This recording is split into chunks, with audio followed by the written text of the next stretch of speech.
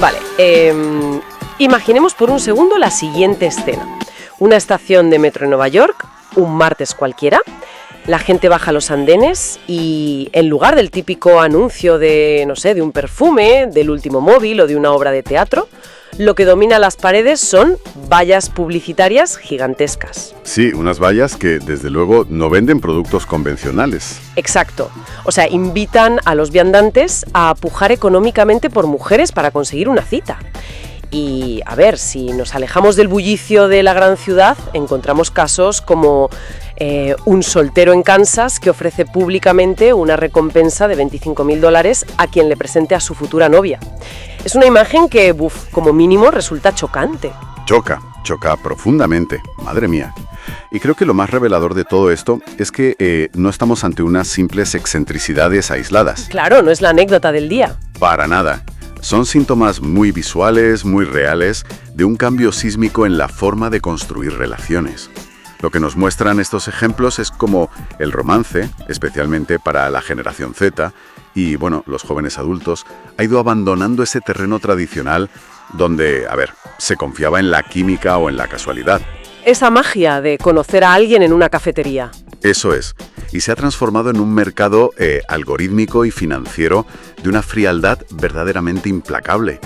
Y esa transformación es precisamente el centro de nuestro análisis a fondo de hoy. Vamos a desgranar cómo la sociedad ha llegado a este punto utilizando dos documentos de partida que son muy diferentes pero súper complementarios. Muy reveladores, sí. Por un lado, tenemos un artículo de tendencias escrito por Joel Calata.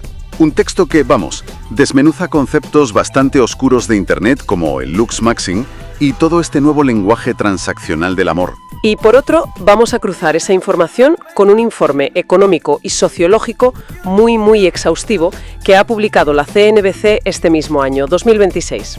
Un informe sobre el aumento prohibitivo y recálculo de prohibitivo de los costes de tener citas en Estados Unidos. Y antes de que nos metamos de lleno, es importante hacer una aclaración para quienes nos escuchan. Sí, totalmente necesario. Al cruzar estos datos, inevitablemente vamos a tocar temas y espacios de Internet que los propios estudios describen como, altamente polarizantes. Habrá menciones a dinámicas, a la cultura incel o foros de la manosfera, donde proliferan actitudes bastante controvertidas. Actitudes hacia el género, algoritmos señalados por misoginia. Exacto. Y aunque estos espacios generan muchísima controversia, nuestra intención hoy no es juzgar esas realidades ni posicionarnos moralmente de un lado o del otro. Para nada. O sea, el objetivo es mantener una postura estrictamente neutral. Queremos desmenuzar la mecánica detrás de estos datos, entender por qué surgen estos fenómenos y qué nos dicen sobre el estado actual de las conexiones humanas. Porque, francamente, es la única manera de entender este fenómeno. Y esto no solo explica por qué es tan sumamente difícil encontrar pareja hoy en día, sino cómo esta mercantilización está alterando la forma misma en la que valoramos a los seres humanos. Totalmente. Vale, pues vamos a desgranar esto. Si analizamos esta crisis actual de las citas, a mí lo primero que me llama la atención es el lenguaje. Es brutal el cambio de lenguaje. Es que el vocabulario romántico de toda la vida, parece que ha sido sustituido por la jerga de los corredores de bolsa de Wall Street. Ya nadie habla de buscar afinidad, ahora se habla de valor de mercado. Es como si Cupido hubiera cambiado su arco por una hoja de cálculo de Excel, donde, cada like es una métrica de rendimiento. Y esa adopción de la jerga financiera no es ninguna casualidad, refleja una estructura de pensamiento muy real. Si conectamos esto con un panorama más amplio, el artículo de tendencias arranca analizando esa campaña del metro de Nueva York que mencionabas. La de las pujas. Esa misma. El lema no es "encuentra el amor". La premisa central que te venden es, textualmente, descubre tu verdadero valor en el mercado de las citas.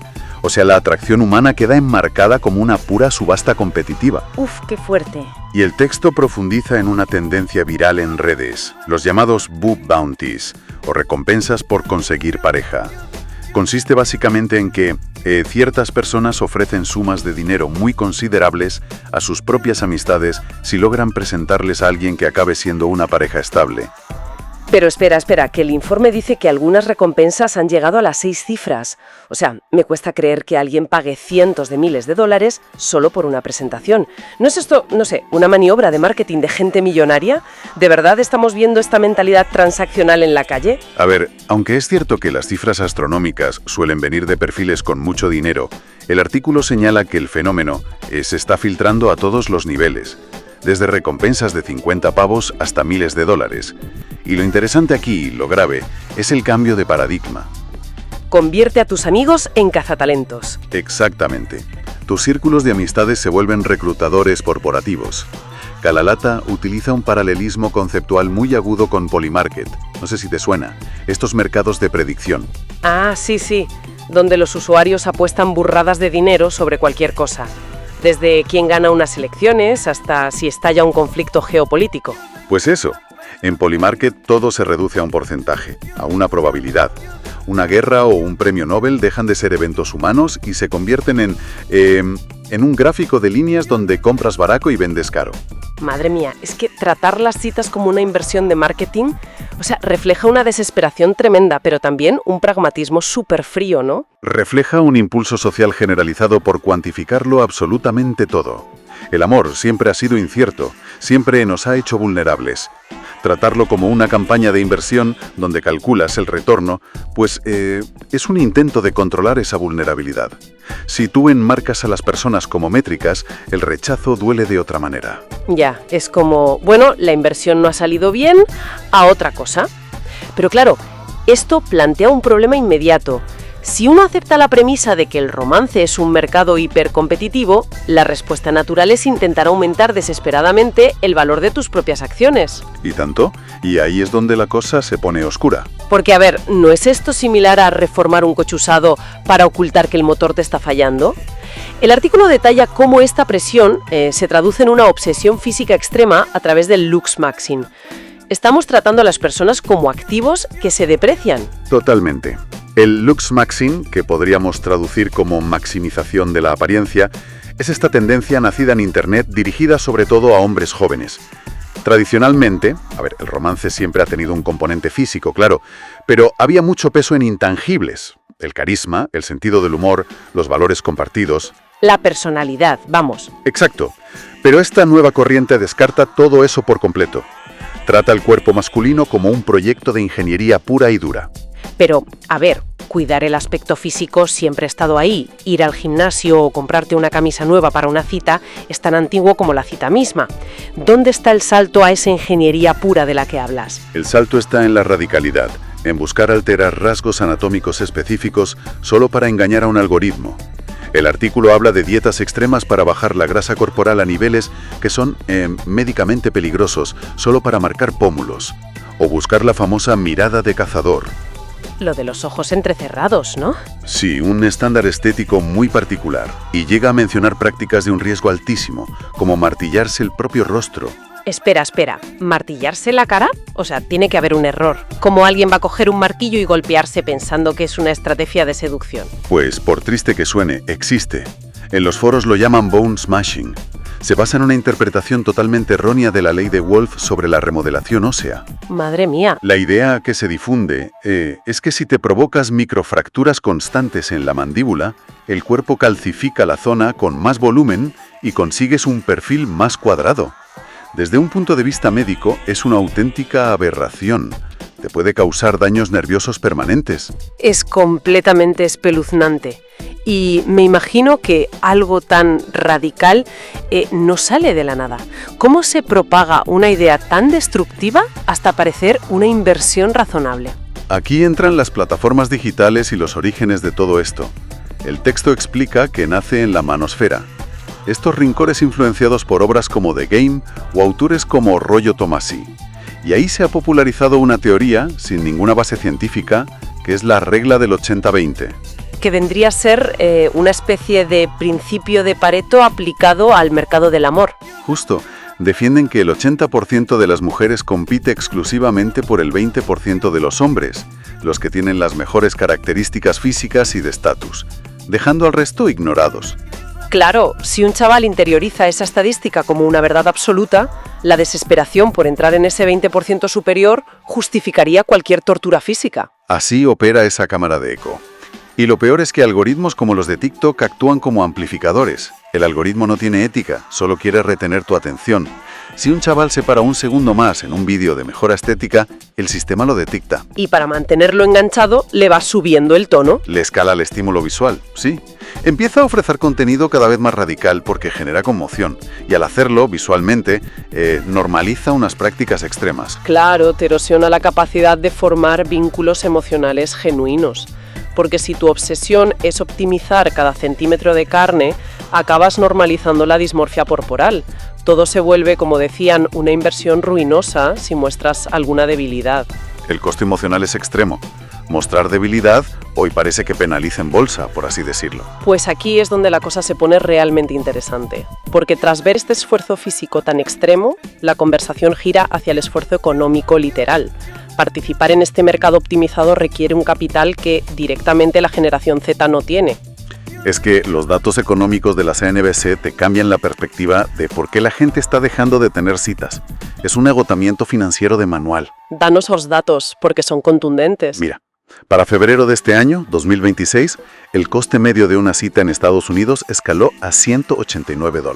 $189. Un 12,5% más que el año pasado. Pero, ojo, si miramos a la generación Z y los jóvenes, la media sube a $205 por cita.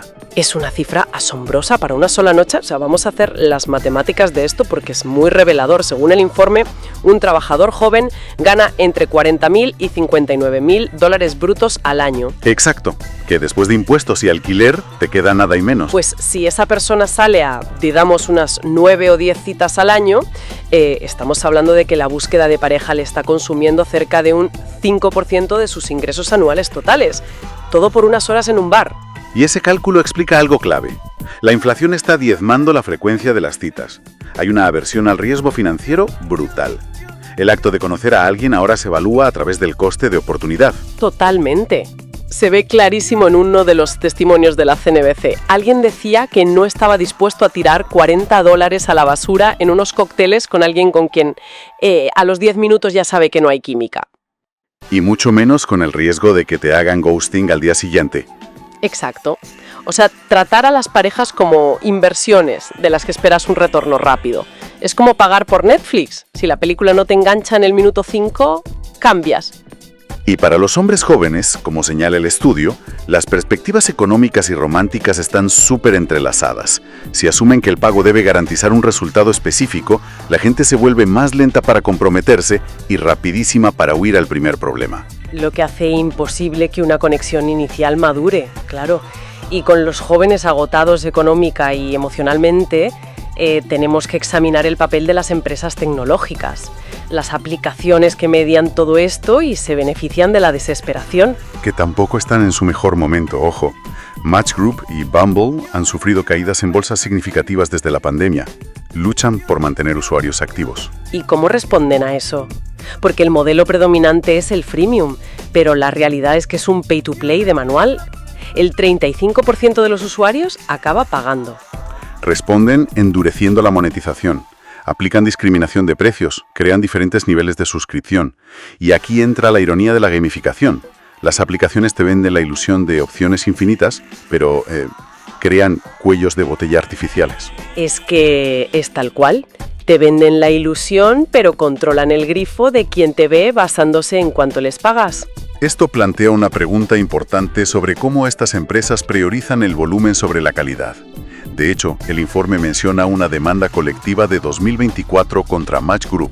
Sí, por prácticas engañosas. Les acusaban de ocultar perfiles compatibles a propósito. Exactamente. Ahora, como siempre debemos recordar, Match Group rechazó categóricamente estas acusaciones y defendió que la mayoría de sus usuarios logran conexiones en la versión gratuita.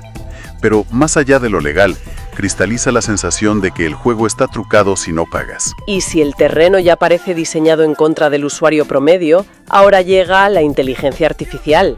La CNBC dice que herramientas de IA inminentes han hecho que los pronósticos de empresas como Bumble mejoren en bolsa. Sí, la IA promete actuar como un conserje súper eficiente, cribando el ruido.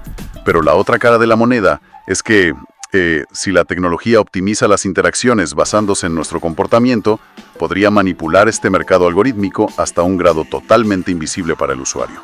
Lo cual da bastante miedo. Entonces, ¿qué significa todo esto? Como reacción directa a toda esta fatiga del mercado digital, a los algoritmos y la inflación, la generación Z está buscando desesperadamente una salida hacia el mundo real. Existe un deseo creciente por conexiones humanas auténticas, en eventos orgánicos, en persona. La pantalla ya no es suficiente.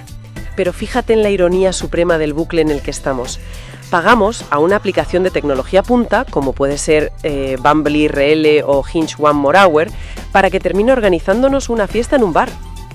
Exactamente como se conocía a la gente hace 80 años. Es un movimiento corporativo brillante. Las aplicaciones monetizan esa necesidad de terceros espacios fuera de la pantalla. Y esto conecta perfectamente con las tesis de la socióloga Eva Iluz en El fin del amor. Ella habla del capitalismo emocional, donde la libertad moderna para desvincularse fácilmente te deja, pues eso, en la bancarrota emocional. Exacto. Al final del día, el acto de amar siempre va a ir más allá de las métricas de éxito que te marque una aplicación. Pues creo que hemos recorrido un viaje fascinante hoy. Hemos visto cómo la búsqueda tradicional de pareja ha chocado de frente con la economía moderna, transformando el romance en un mercado agotador que te lleva desde plantearte cirugías faciales para hackear algoritmos hasta tener presupuestos calculados al milímetro para pagar un simple café. Y para cerrar, quiero dejar a quienes nos escuchan con una idea algo inquietante para pensar por su cuenta. Si la inteligencia artificial evoluciona hasta el punto de poder negociar citas automáticamente por nosotros, basándose en nuestro valor de mercado financiero y físico, para garantizarnos el mejor retorno de inversión, a ver qué dices. perderemos por completo el elemento del azar, la vulnerabilidad y el misterio que históricamente definían el hecho de enamorarse. Es decir, si nos quitan la posibilidad de equivocarnos, nos quitan la magia de acertar. Una reflexión buenísima. Muchísimas gracias por este análisis tan profundo y revelador. Hasta la próxima inmersión en estas realidades que nos rodean.